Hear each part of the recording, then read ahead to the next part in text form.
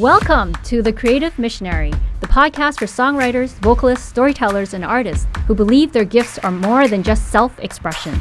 They're tools for God's mission.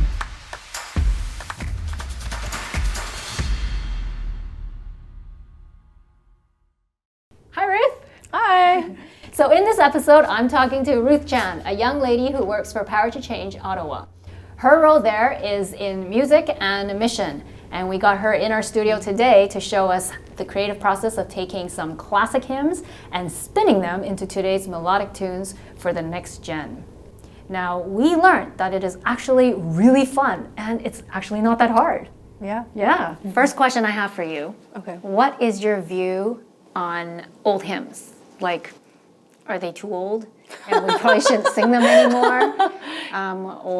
Just tell us what you think about old hymns. And when I say old hymns, I mean hymns that sound really outdated or like they even have words that we don't even use in our language anymore. And we're like, I love it. I love old hymns. I think they're really important because we're not just a part of like the body of Christ that exists now. We're part of the body of Christ that exists throughout time. And so when we engage with old hymns, we kind of engage in community. So that's my perspective. I think they're really great. Engaging with the older generation who has long passed already, yet they've left behind some words and some melodies that we can still engage with. I think like Shakespeare's really old English, That's but true. we don't just throw him out because he's old. Right. We still learn. Right. Even though I don't understand Shakespeare. So I really think it's worthwhile. I think That's a good point. Yeah, I think it's worthwhile to learn the language and to like come with a posture of, oh, what can I like learn here? What are some of your favorite hymns?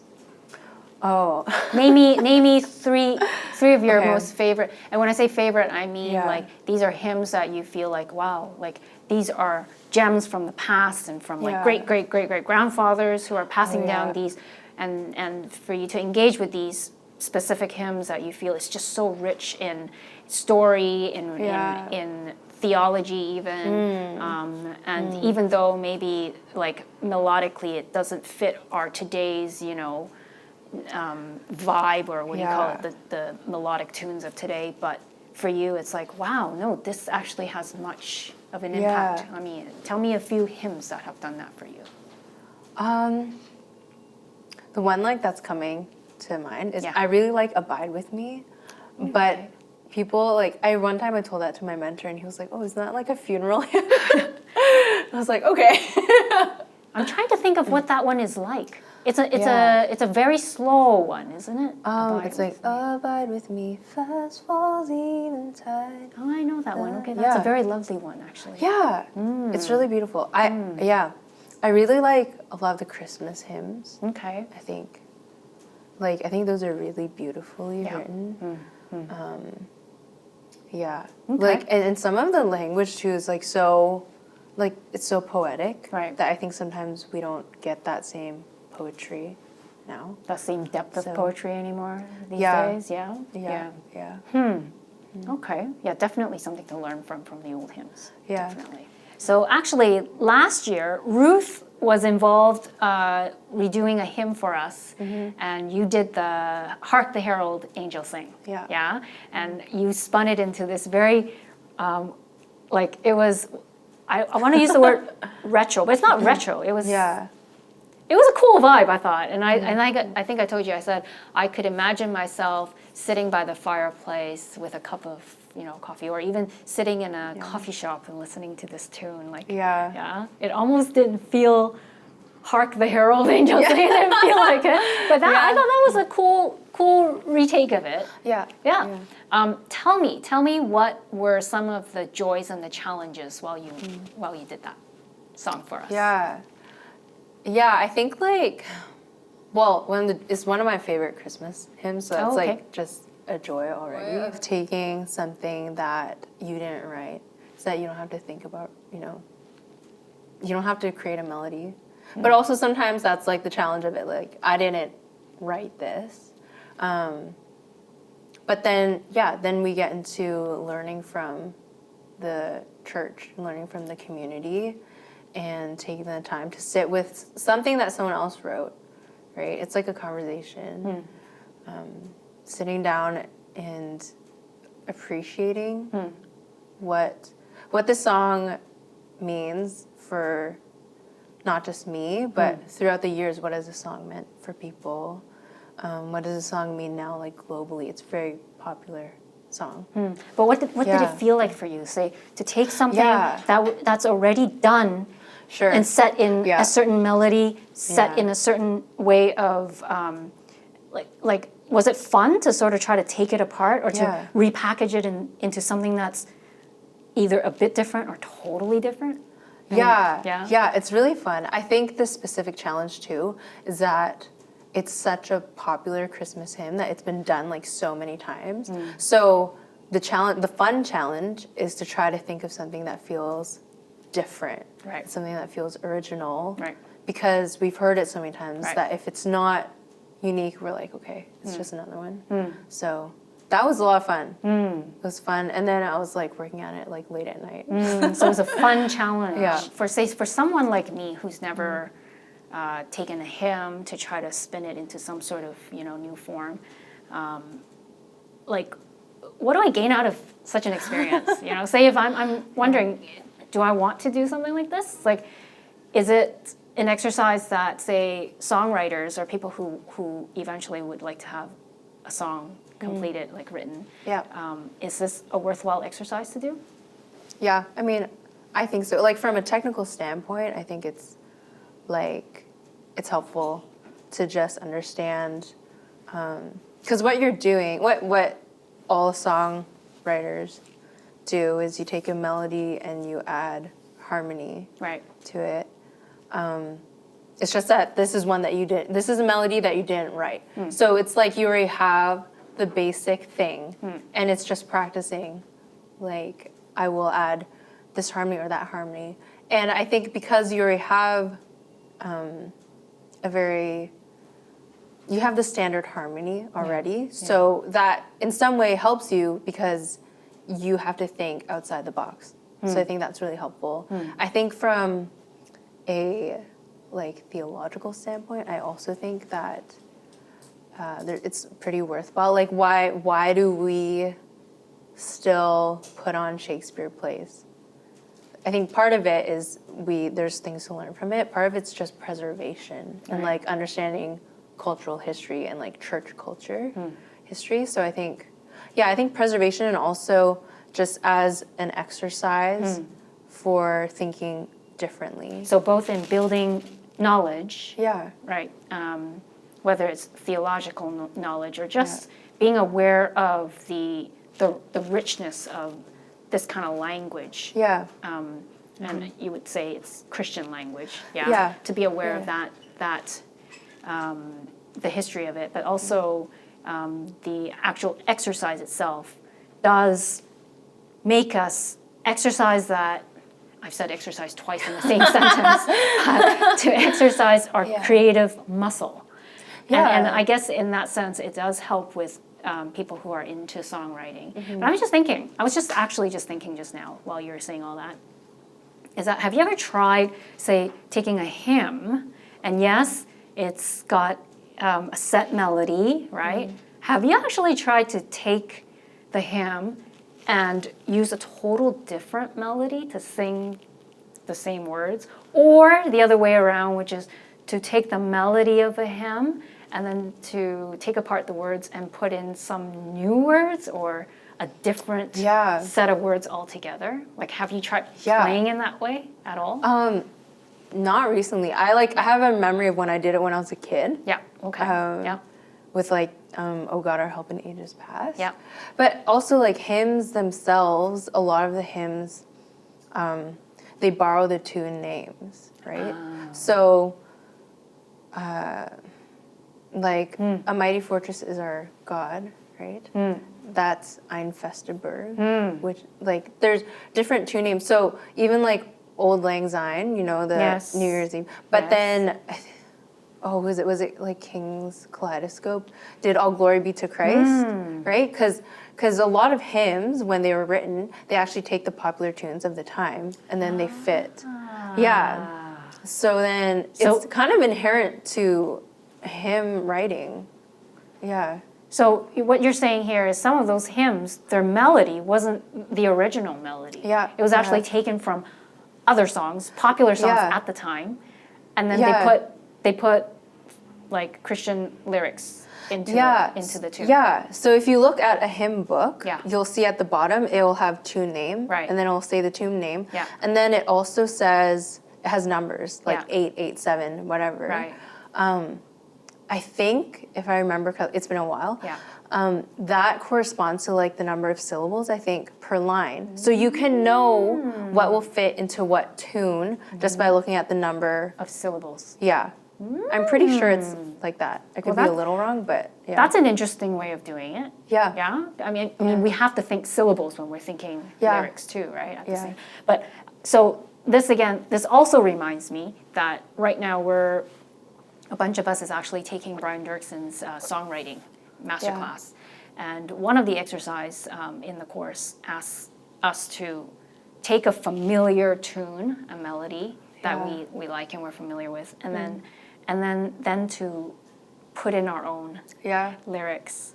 And then later on, then to take that and then change the melody a bit. And so then it's actually, that original song is kind of like the ghost behind, right? But it's the starting point where it's the inspirational piece of tool that you started with. And so in that, talking about hymns we do, we could totally take a hymn that's inspiring us and have that sort of as the backdrop to an original that we'll be writing.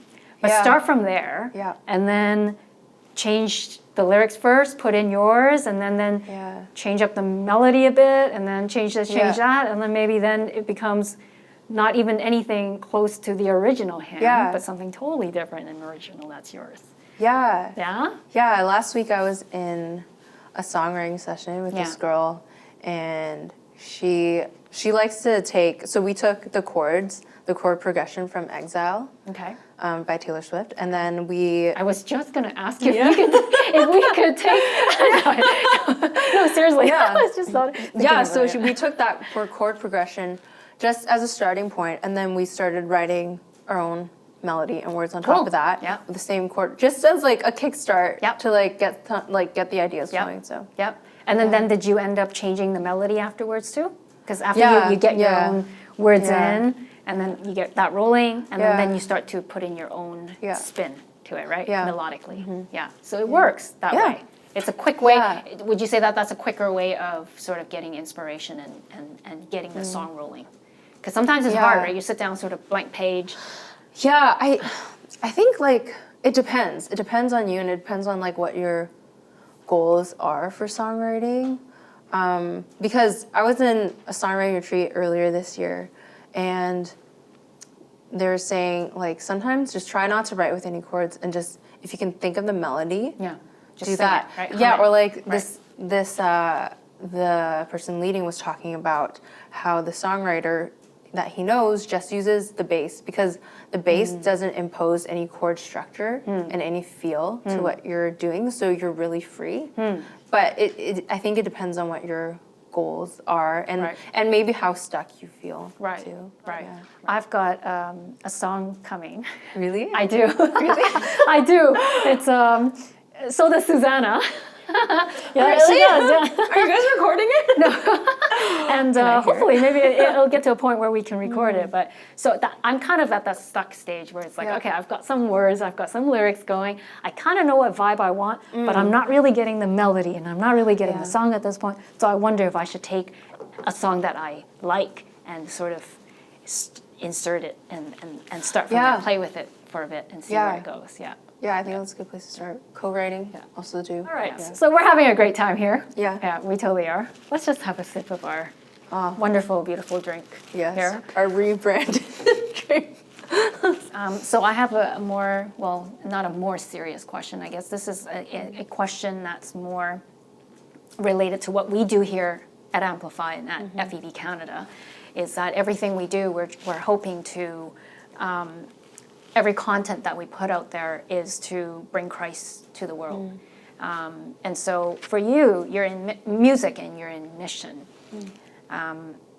My question to you is, tell us about what music and mission means to you in your life. Yeah. Yeah. It's actually a big question. Yeah. I don't know if I ever talked to you about this before. I think that music is really important because music is everywhere. Yeah. Literally everywhere. Yeah. And actually statistics have, research and data has shown, so I've recently read a research about what music means to the next gen, and some very interesting finding. I think I could be wrong in quoting these percentages, but let's just say they're roughly. So about 71%, or even up to like 80-something% say that music is like crucial in their lives. Yeah. And I think it was up to, again, about 70-80% who says music contributes to happiness in their life. Yeah. Yeah? Yeah. So, Some of these stats are like telling us music matters and it's powerful. Yeah. Yeah, it's very powerful. Like today this morning I was talking with this guy, he's a pastor in Surrey, he's a worship pastor. And he was just talking about how when people get older, sometimes they have dementia. But then they sit down at a piano and they remember everything. I heard about that before, yes. Yeah, right? Yeah. And he was like, well, that's really powerful. Yeah. Or they'll hear a song and they remember all the words, even though they don't remember like their life. Yeah.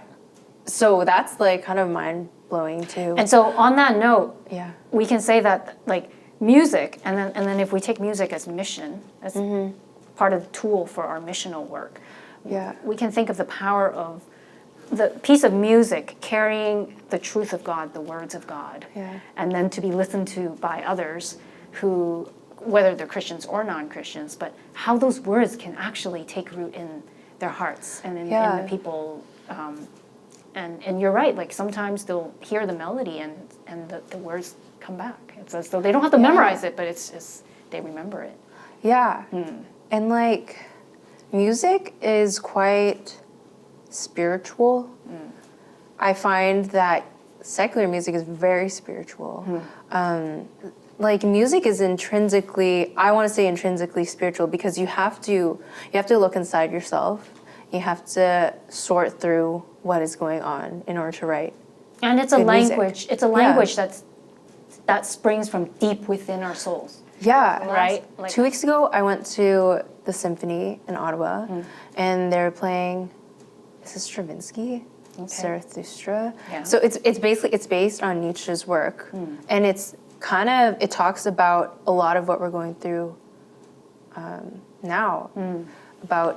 Talks about the da da da da da. Oh yeah, okay. Yeah, so that's a start. So it paints a picture of like dawn, and then the rise of religion, and then that collapses, and then the rise of science and reason, and he reflects that in like musical techniques, and then that collapses, and then eventually it goes into talking about like nihilism too, which is, I think, there's a lot of talk about like a meaning crisis in our culture, but when that music doesn't even have any words. Wow. And so like, and it spoke all that.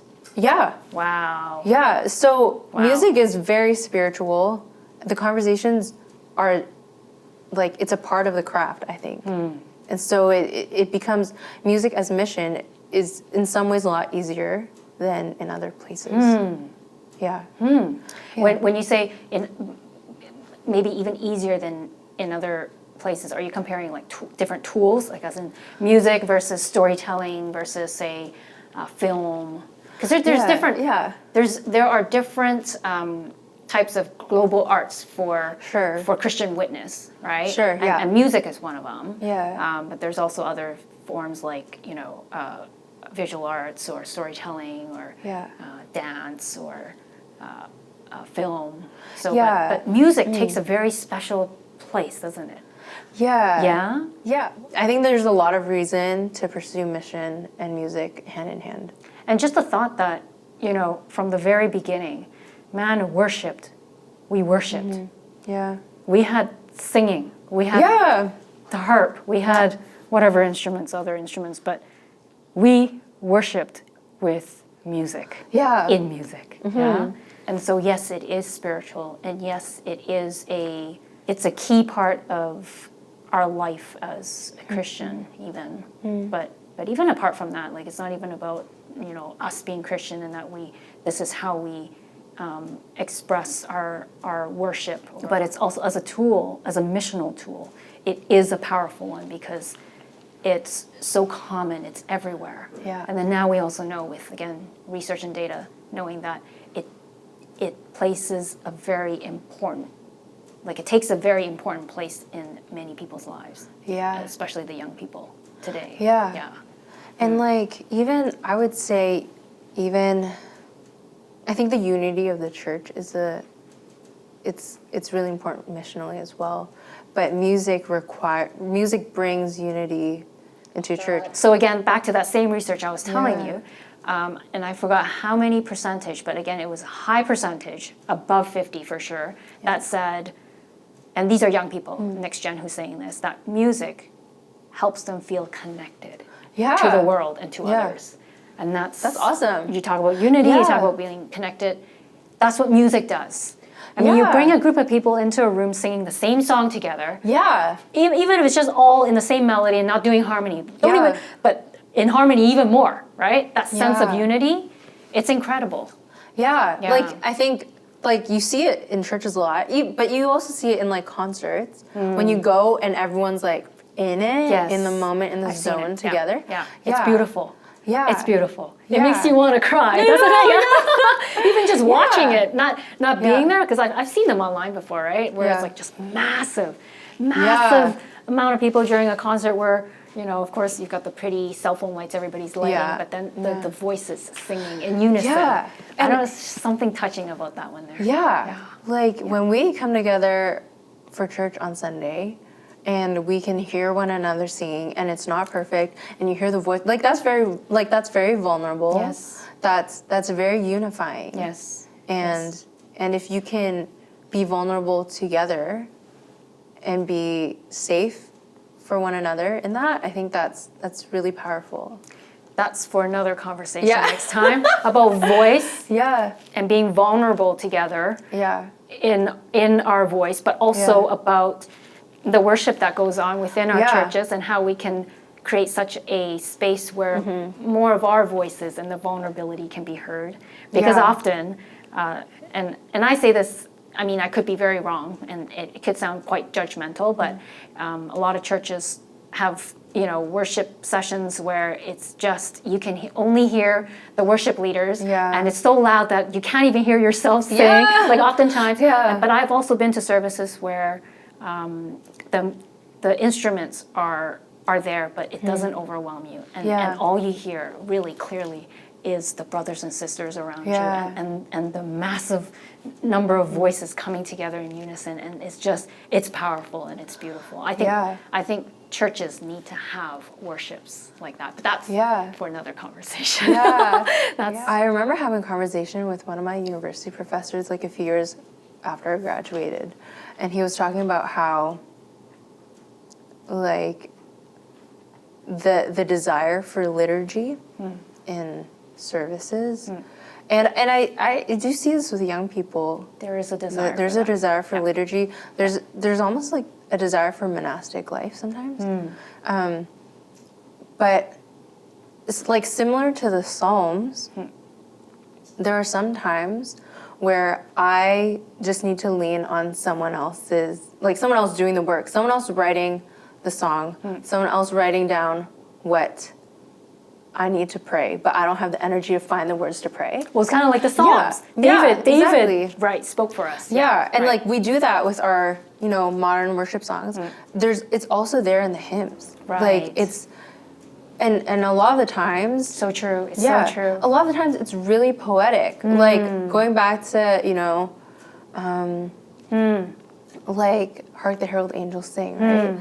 Like, we don't get lines like "veiled in flesh, the Godhead see, hail the incarnate deity," you know? But even like the juxtaposition between, like, born that man no more may die, like birth and death in like one line. Like that's really beautiful, you know? And if we take the time to digest it, I think it can like really carry us through hard seasons. Like when we need something to lean on, the liturgy, the hymns are there already, and we don't have to reinvent anything. We don't have to find it. It's there. So that's my extra thought on it. We just have to repackage it for today's listeners. That's kind of it. Yeah. Cool. Yeah. And for anyone who's curious and want to listen to that hymns redo version of Hark the Herald Angels Sing, we actually do have it in the link. We have it in the description below. And we like to end with a shout out to any of you young people out there who are interested in redoing hymns or have done some already. We'd love to hear from you. Send us an email or message us on Instagram. And all that can be found in the description below. So until next time, goodbye for now. That before this interview, I found out, because we're talking about music and missions, I found out that her grandfather's uncle is Watchman Nee. Yeah. Now, okay, if you don't know who Watchman Nee is, go look him up, please, okay? Like, he is like the Chinese version of Hudson Taylor. That's Watchman Nee, and that's her grandfather's uncle. So I thought that was a cool thing too. Fun fact. Fun fact, but a cool fact. And here we are talking to Ruth Chan. That's really cool. Yeah. But thank you so much for coming here and doing this with us today. No, that's exactly what we're going to do. Okay, we're going to go 1, 2, 3. Cheers. Thanks for joining me on The Creative Missionary. If today's episode inspired you, please subscribe for more. And share it with a fellow creative in your church or network who needs a reminder that their creative gifts matter, and that creativity is for a purpose far greater than just self-expression. It's for God's mission. That's all for now. Keep creating, keep serving, and keep carrying the mission forward.